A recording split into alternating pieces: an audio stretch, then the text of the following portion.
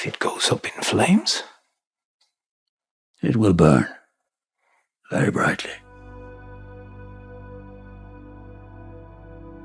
Luthen. The essence of him has me grappling with some ideas, so this is one of the more difficult essays for me. However, these are concepts that need to be expressed. So perhaps with your help, I, and others like me, might find some clarity. Think of this video as an interactive conversation between you and I. We're having a lovely dinner and exchanging thoughts. Some have referred to Luthen as an anti-hero, and others, a great example of moral ambiguity in modern TV. Considering there have been a few attempts at writing such characters which haven't been received very well by audiences, to put it lightly, it's safe to assume that writing the morally ambiguous or anti-hero archetype is no easy task. It requires a delicate level of care, patience, and most importantly, wisdom. I say wisdom, not creativity or even intelligence, because creativity may be self-indulgent and intelligence arrogant. But wisdom, it's unassuming, elegant, and measured. Qualities that are too rare. That said, I struggle with the idea that Luthen is an anti-hero. For reasons I will shed light on shortly, my mind has built a world of bias, maybe even hubris, as I dare to outrightly call Luthen the man, the matter, the legend, a hero. An antihero in film is a main character who lacks the traditional qualities of a hero, such as morality, courage, or idealism. Unlike classic heroes who are noble and selfless, antiheroes are often flawed, morally ambiguous, and motivated by self-interest, revenge, or survival rather than justice or honor. What characters come to mind when you think popular TV anti-heroes? Walter White, Tony Soprano, Dexter, and so on. A quick search online will concur. These characters often have motivations that are self-serving or relating with an internal conflict. There's usually no direct enemy, and they could make totally different choices that would lead to a different life from what they have. What stops them from doing that is not survival or necessity, but weakness in character. They hide behind more noble motivations and rationalize their actions, but in truth, they do the things they do for more sinister reasons that they would rather not admit. Take Walter White, for example. He is presented with alternatives to fund his cancer treatment, but he declines. His ego comes first. The same ego that drove him to sell his stake in a company that he started for cheap. The same ego that doesn't consider his wife and child before proceeding to blow their world right open. Walter is a small man with a huge chip on his shoulder. Selfish, egotistical, hateful, unforgiving, and somewhat entitled. While he is brilliant, these negative traits most likely kept him from reaching his full potential.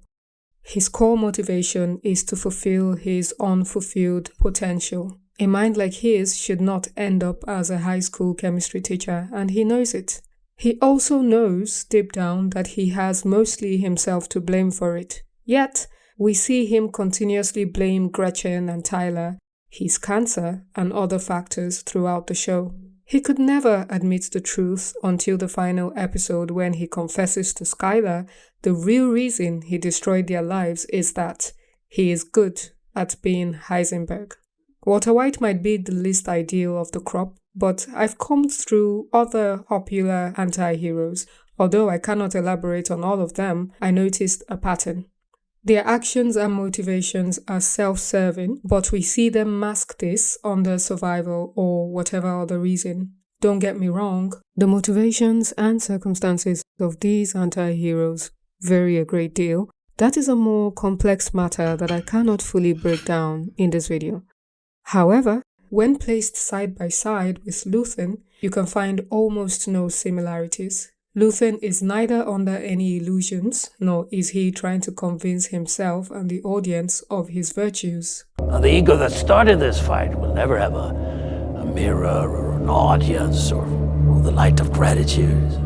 He openly admits his flaws and feels deeply the weight of the things he must do. Luthen's ego may be self-serving in the sense of being the man whose plans brought down the tyrannical empire, but honestly, he will never see that downfall, and he knows it. He will never directly benefit from anything he is doing, and to the best of our knowledge, he has no relatives that stand to benefit either, yet he does it anyway. Does it get more heroic than sacrificing your entire being for a cause you have no idea if it will eventually come to fruition, and to whose benefit is people you will never meet? For the greater good. Call it what you will. Let's call it war. A hero in film is a main character who displays qualities like courage, resilience, and moral integrity. They drive the story forward by pursuing a goal or mission, and often face significant challenges or adversaries. The brilliance of how Tony Gilroy portrays Luthen is that on multiple occasions, we are put in the position to react through the points of view of the characters Luthen interacts with: Andor, Clea, Mon Mothma, and Saw. You can almost instantly tell the difference in the depth of understanding of the severe nature of what the rebellion is up against between Luthen and the aforementioned characters, with the exception of Clea, whose point of view is not just as hardened as Luthen's, but even more stoic and urgent. Luthen is the first and only character in the series that shows us just how small a player Cassian Andor is in a show named Andor. Through his first interaction with Cassian and the tone of the events that would follow, Tony Gilroy subtly sets the pace for what is ultimately a story about the part the forgotten little people played in bringing down the Empire. Cassian is immature, narrow-minded, borderline selfish, and simply after his own ends. The size of his ambition is capped at stealing, surviving, and protecting his loved ones. Luthen is here to use Cassian. His humanity is not relevant. Luthen's only concern is that this tool is resourceful and will be a great addition to the other tools already on the mission. Luthen plays psychological tricks on Cassian by giving him an object of value to return after the heist in Aldhani. Something of an audition of Cassian's morality that doubles as a guarantee that he will see the mission through. Luthen doesn't consider Andor's humanity in terms of what is needed for a successful mission, but he uses his humanity to keep him in check. After Cassian takes his cut and skips out, Cassian goes from being a useful tool to a liability that can identify Luthen. And God knows, you don't want to be the guy that can identify Luthen. So, Luthen sets out to kill him.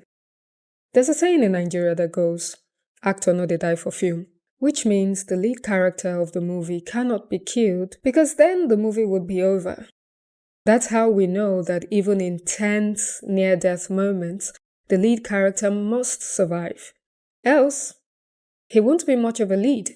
Tony Gilroy plays at subverting this expectation, not because Andor will be killed easily by Luthen, but to show you through Luthen's motivations how irrelevant Andor is in light of the scale of the enemy, a concept only Luthen has the imagination to grasp at this stage of the story. You see it in his interactions with Mon Mothma and Saw after the success of the heist. Has anyone ever made a weapon that wasn't used? Senator Mon protests the heist. In her eyes, you can see utter fear and disbelief at the boldness of Luthen's actions. She is terrified of what the Emperor will do to innocent citizens.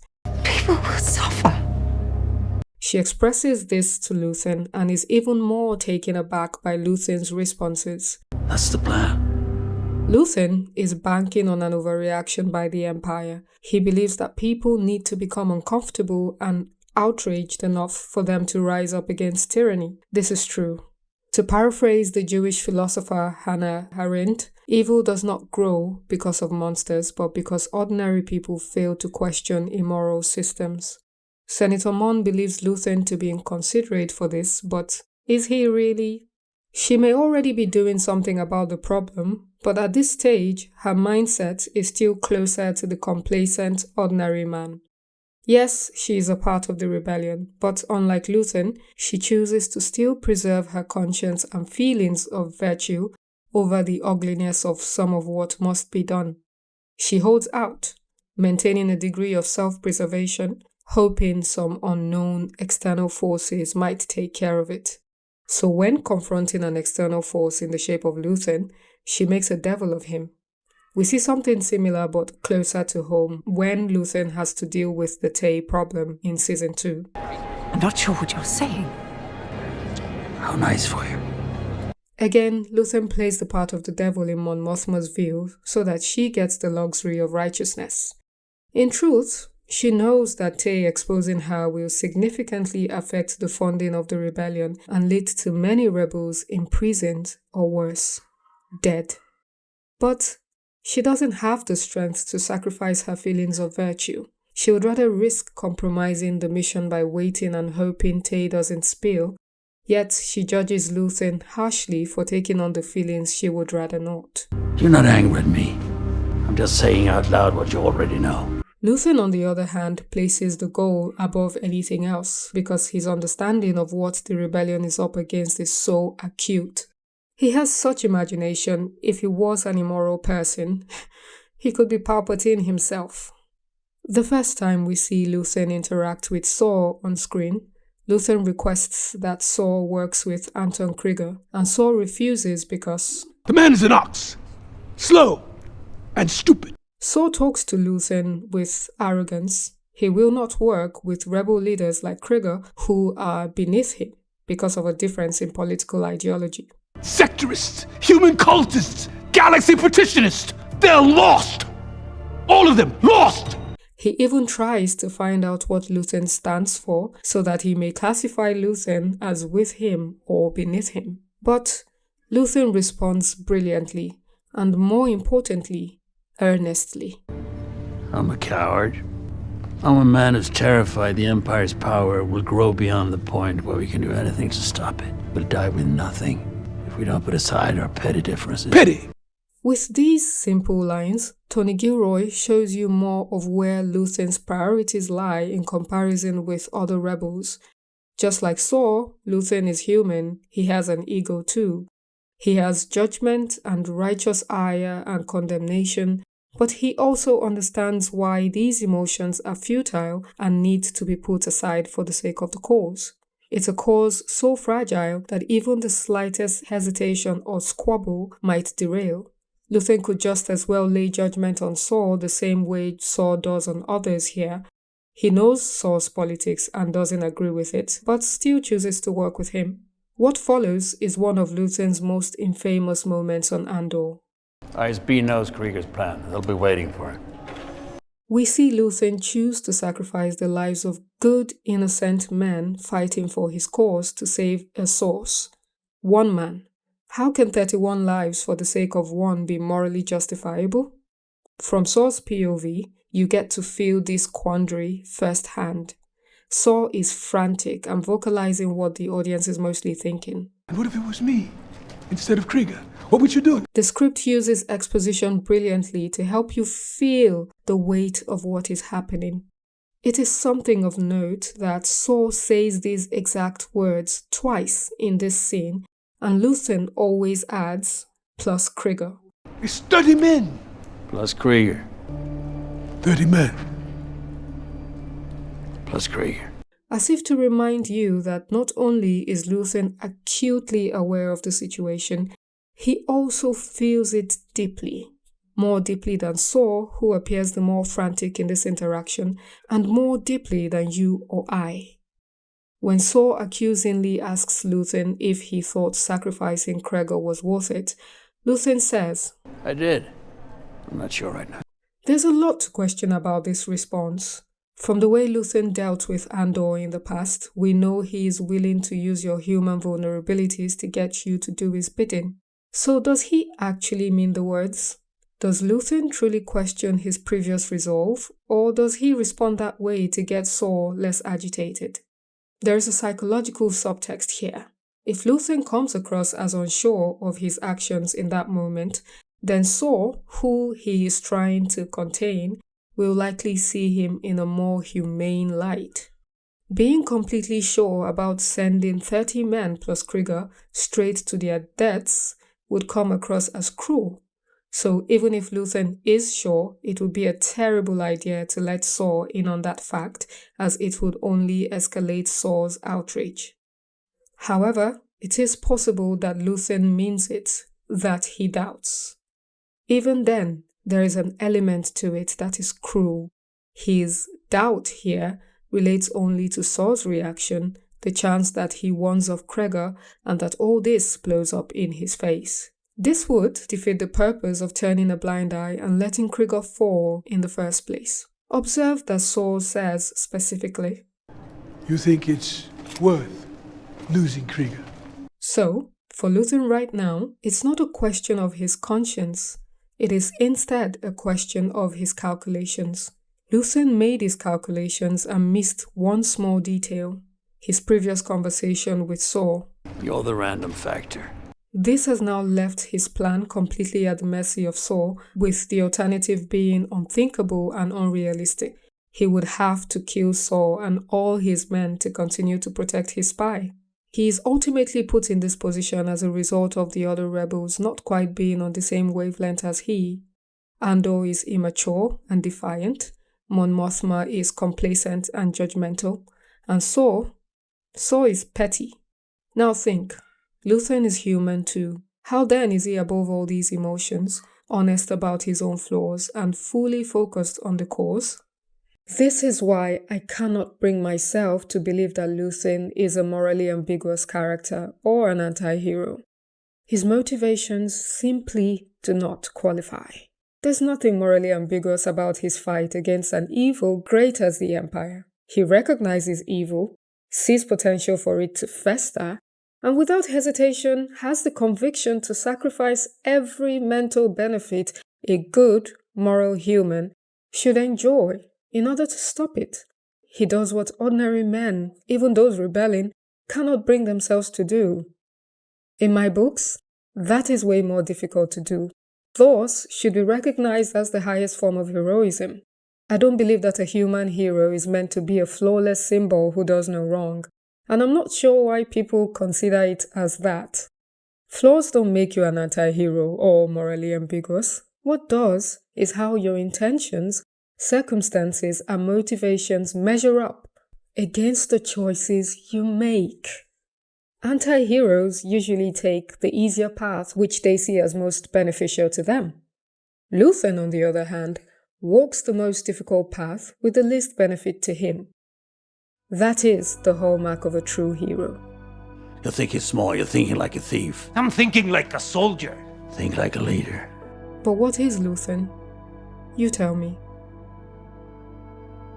Hey there, I hope you enjoyed me defending the honor of my favorite Star Wars hero. If you'd like to see a cool edit on Luthen, I've got you.